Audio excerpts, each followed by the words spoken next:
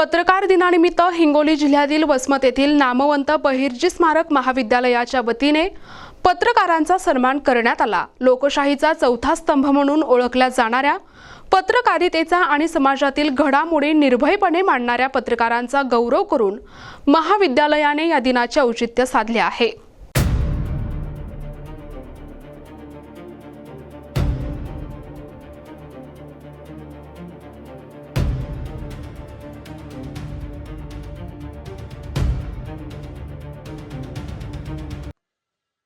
दरवर्षी 6 जानेवारी रोजी दर्पण दिन अर्थात पत्रकार दिन राज्यभर साजरा केला जातो। या निमित्ताने वसमतच्या बहिर्जी स्मारक विद्यालयात एका विशेष कार्यक्रमाचे आयोजन करण्यात आले होते।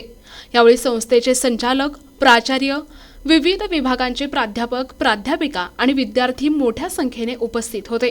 या सोहळ्यात वसमत शहरातील विविध वृत्तपत्रे आणि न्यूज चॅनेल्सच्या प्रतिनिधींचा महाविद्यालयाच्या वतीने शाल आणि पुष्पहार देऊन सत्कार करण्यात आला। पत्रकारांनी समाजाप्रती बजावलेल्या भूमिकेचे यावेळी संस्थेच्या वतीने कौतुक करण्यात आले।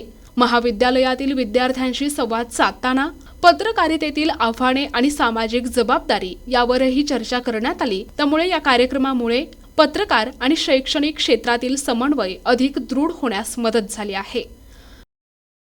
पत्रकारावर अवलंबून आहे, त्याचा नीट उपयोग करणं आणि आपल्या लोकशाहीचं संरक्षण करणं, संविधानाचं काम करणं या पत्रकार माध्यमाचं आहे। अनेक माध्यम आहेत, त्यापैकी हे पत्रकार हे एक माध्यम आहे आणि हे माध्यम हे लोकांचं लोकशिक्षण सुद्धा करणारं असा प्रकारचं माध्यम आहे, त्याच्यात प्रबोधन करणारं अशा प्रकारचं हे माध्यम आहे।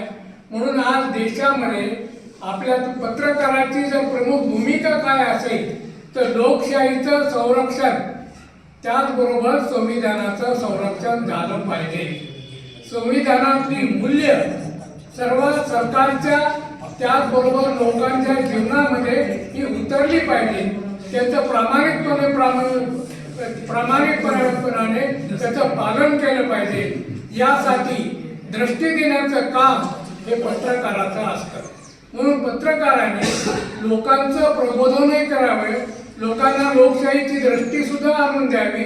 त्याचबरोबर सरकारचा जे काही कार्यक्रम असतील, लोकोपयोगी कार्यक्रम, सरकारचे कोणते कार्यक्रम, लोकोपयोगी जे कार्यक्रम असतील त्यांना प्रसिद्धी देणं आणि लोकोपयोगी नसतील तर त्याच्यावर टीकासार्थ अशा प्रकारची टीका करणं हे पत्रकाराचं काम असतं।